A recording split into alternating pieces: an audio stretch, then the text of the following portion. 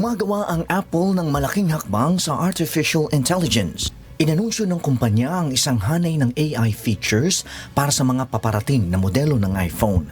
Kasama rito ang pakikipag-partner sa ChatGPT upang pahusayin ang katalinuhan ng mga aparato nito. Naniniwala ang mga eksperto na layunin ng Apple na makahabol sa mga naunang leader sa AI tulad ng Google at Microsoft. Inaabangan na ang mga bagong features na ito upang itakda sa bagong pamantayan para sa AI sa smartphones. Samantala, plano ng Meta na i-train ang mga AI models nito gamit ang data mula sa Europa. Ngunit nagdala ng malaking alalahanin sa privacy sa mga regulations. Tinitiyak ng Meta na susunod ito sa lahat ng batas tungkol sa proteksyon ng data.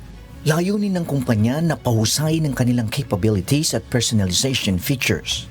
Sa kabila ng mga pangako, nananatiling nag-aalinlangan ng mga privacy advocates tungkol sa mga implikasyon nito sa seguridad ng user data.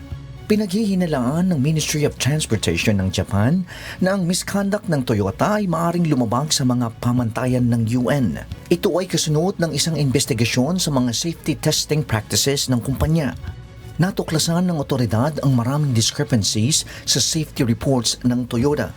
Ang mga natuklasang ito ay maaaring makasama sa reputasyon ng Toyota sa buong mundo at tiwala ng mga customer. Patuloy pa ang investigasyon at maaaring may lalabas pang mga balita. Sa ibang mga balita naman, gumagawa ang mga scammer ng mga peking X accounts upang magpanggap bilang mga airline. Ito ay nagdulot ng alarma sa mga customer na gumagamit ng iba't ibang airlines. Ginagamit ang mga peking accounts upang linlangin ang mga pasahero at nakawin ang kanilang mga impormasyon. Pinapayuhan ng mga otoridad ang mga gumagamit na suriin muna ang pagiging totoo ng accounts bago makipag-ugnayan.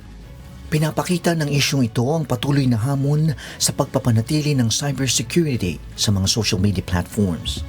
Papayagan naman ng Vietnam ang mga kumpanya na mag-import ng ginto sa unang pagkakataon sa loob ng maraming taon. Inaasahang may malaking epekto ito sa merkado ng ginto.